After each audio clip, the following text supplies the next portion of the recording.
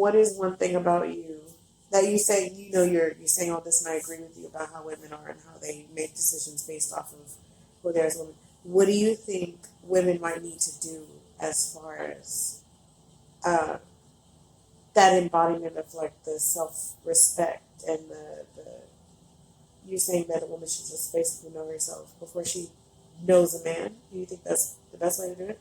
Of course. I mean, your first friend is yourself.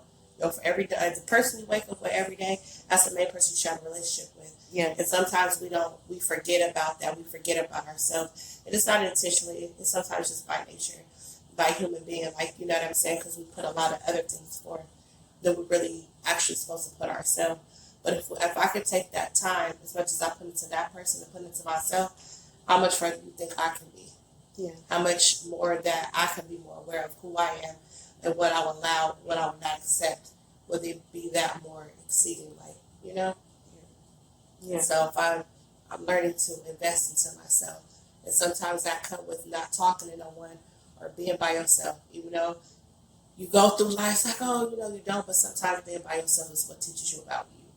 You go through different tears. It could be 9 months like I did in pregnancy by myself. It broke down a lot of different barriers, a lot of different things about myself. But now I got to go through the next probably 9 months to really heal myself. Yeah. You know what I'm saying? And I have to allow myself time and take time to heal, time to let things go in. And I'm like, I realize even just speaking right now, like I'm still trying to play a control. I go to a therapist, I talk to one, and she's my first therapist actually. I got to do it because she went on maternity leave. But I remember she used to tell me that you're trying to have everything within your control. And I never, not to say it wasn't some truth to that, but I'm looking at like the physical part. Like, okay, I see this is happening, this one, let me try to control the situation. I've seen that, but me just explaining it right now was basically what is one of the forms of control. I'm trying to control something instead of just let it happen. Yeah. So I just came to my mind, like, because I'm still trying to figure out a way to control it to protect myself. But I mean, I've been through a lot of different things, and this is not my first rodeo. Right. How many times have I gotten out of it and came out better? But now let me put a better forth, like a better foot forth, and put more effort into wanting to become better, and see how much 10 times better I will be then. Yeah. Yeah. So. Yeah, I can see that.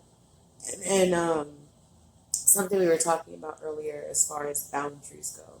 What would you teach a young girl who might need to understand where her boundaries start and end? What she allowed, what she wouldn't allow within herself. If it doesn't make you feel comfortable, don't be afraid to say no. Or have gestures in a way to do it, because that's something you will have to build up, because people only do what you allow them to do. Yeah. Okay. And as far I know we were talking about doing a lot of stuff. I know that you have a project that you're working on personally for yourself. You mind telling me more about your project? Yes. Okay, it's called Beautifully Scarred. It's been on hold for a little while since I had got in my last trimester. I kind of put it off to the side. I have a lot of stuff going on and everything. Long story short, it's called Beautifully Scarred, which I'll be getting back to starting early March. Basically, it's about helping people with trauma, that face any trauma, especially people with disabilities. I was one way for 29 years and got into a very horrible accident that left me. I had passed and came back to life, and how to really learn how to walk, talk, learn how to use my left hand. A lot of different things that happened to me that was very tragic for me. And I had to become anew, learn how to do a lot of things all over again. So with me being on the other side, having a disability, I can really understand now, what other people may go through and everything like that. And it's mainly to support those that are going through, because when you've gone through some trauma, some type of traumatic change, or you feel just different, it's a lifetime of support that you will need, because those triggers, those things are very serious, especially when you have faced like a life and death circumstance. That's very real. That's something that I feel that will stick with you for the rest of your life. It's and we need supporters. We need people like us around and everything. So it's there to uplift, to mentor, to guide, to set goals. You know what I'm saying? Despite what we been through, or gone through, we can still have a better outcome. I never thought I would be able to have a child, and I had a child after my accident, not before when I was a regular old person, but after. So if I can give life and learn how to do all those things I can do, we can make it as a whole. Yeah. So it's power in numbers. So that's basically what it is. Yeah, I agree with you. And that's remarkable that you've done something like that, because there's probably other women out there just like you that have gone through what you've gone through, but they don't have the confidence to keep going. They don't have it's a fear, like the unknown, because it's a hard life. But you're doing it though. She's doing an amazing job while she's doing it. And I've learned so much from her in just the short time that we've been talking. And in that short time, I recognize she's an amazing mom. And she's gonna have raised this amazing little man. I can already tell right now. And you know what I want to establish with you more about your channel is because I really would. It's on I was gonna say it's on Beautifully Scarred, that's what it's called. But it's on YouTube at Beautifully Scarred. You can find me there. You can find me on Instagram, Beautifully Scarred 101. My email is beautifullyscarred87@yahoo.com. Those are the ways that you can find me. And on Facebook is Beautifully Scarred too. It's a page. Like I said, I'm getting back to it. Gotta take it one day at a time, right? And stuff like that, especially being a new mom, and I'm a new mom with a disability, so it's a little more challenging than first or whatnot. So but I do want to say something before we get out. But said something about fear. We all have fear, and in human nature, you fear something. It's just how you respond to it. That's one thing I'm learning, and this is what came to me now. It's just this fear of the unknown, fear of the change, fear of you don't know what's what. But at certain point, you got to just walk by faith. And you have to just leave it there. Some things that's without your control, those are things that we have to learn to leave it there. That's why I said learn. Because I'm a person thinking when things happen overnight, I swear, and I have to understand, you see, it's crazy. It's like I just want to bounce back so bad. But I'm like, this is my time to heal. And this I came to right now. It's my time to heal. Not just physically, but mentally. This is my time. To really just heal. You feel me? And then when I come back, it will come back that much stronger. I'm too busy looking at, trying to figure out the future instead of making the moments get there. You know what I'm saying? So that's something I gotta work on myself. Okay. And is there with that being said, is there anything that you might have questions for Paper Dollhouses or anything that you want to know? I think you did a great job of explaining it to me. I like what you do and appreciate your efforts, because we all need someone. Someone needs someone. That's what we're here for. It's surreal when they say it's a village to raise a child, but it's a village to raise us and love each other. Sometimes we may have real family members, sometimes we have friends as family, but that's what we're here for. So I think that's a good job of what you guys are trying to do. What you are pushing to do, to help others and especially build, because that's the most thing we need, is to learn how to build, kind of just go on with life and how things are supposed to be, but actually we make our own reality. So I think that's super dope that you are trying to offer back hope in people's lives, because that's what a lot of us need. A lot of people need. Thank you. Well, thank you for saying that, and thank you for creating Beautifully Scarred, because we really do need stuff out there like that. There are mothers out there that do have disabilities, or that they feel like they're alone, or they feel like they don't have the people to understand them or empathize with them. So it gets tougher. It gets tougher for them, and then you have the ability to create a network of women that can talk to each other. So that's beautiful too, because they're gonna be helping each other. Help me do this, and I help you. Right. Well, then it was great having you on tonight. Thank you. I appreciate it. Thank you. Yeah, and anytime. look forward to working with you in the future with more shows. Of course. Yeah. Yeah, of course. And you have a good night, guys. All right, you too. Have a good night.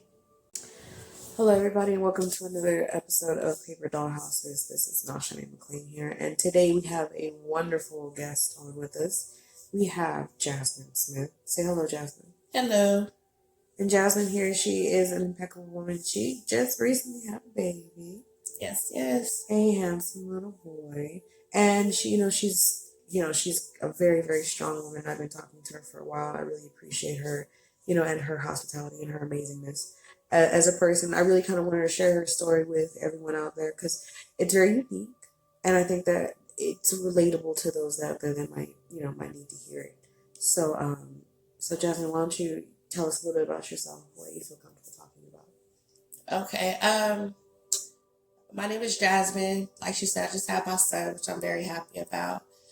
The main thing I would like to talk about is more about like self-love and what we lack for ourselves as a woman. And we all go through a number of things in life being a woman, especially a Black woman. We go through a lot of different ups and downs and things that we face depending on our backgrounds, how we were raised, and everything has a lot of influence on where we are today. So, I didn't grow up with everything I had, everything I, wanted, but mainly I did have everything I need.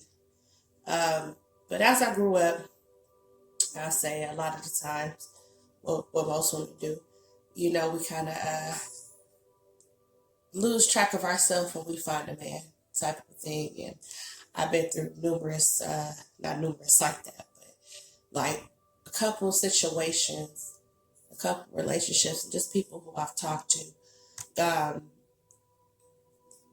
I ended up putting myself like in a bad way with them.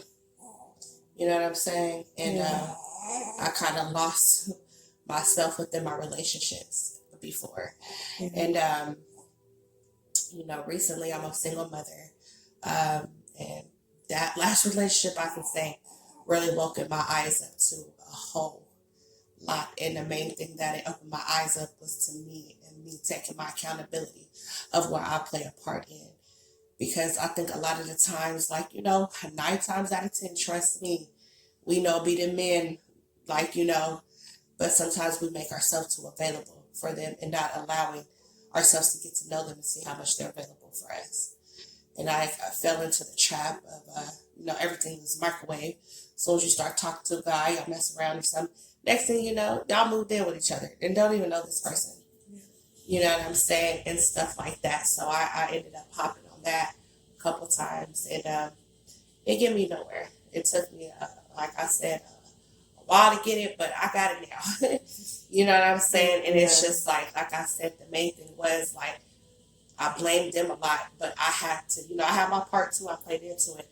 But what I'm saying, accountability is I'm taking my feelings out of it. I'm taking I'm just being real with myself and what the hell I played a part in. Because if I would have got to know that person and I allowed myself to take my time or allow myself to see the red flags and stop talking to them, you know what I'm saying? Yeah. I have to take accountability for that because I put myself in that circumstance. Yeah. You know what I'm saying? And that's not taken away from what they did, because that's not any type of excuse to do anyone wrong or, play with anyone's feelings. I don't believe in that at all. But, I had to learn, and the main thing was because I didn't love myself and I didn't value my self-worth. I knew my self-worth, but I didn't value that. So as I'm, coming out of this situation of being a single parent, it opened my eyes up to a whole lot from what could have been, should have been, and what reality just really is. So make sure to subscribe for more episodes, guys, because you're the best. And make sure to love yourself.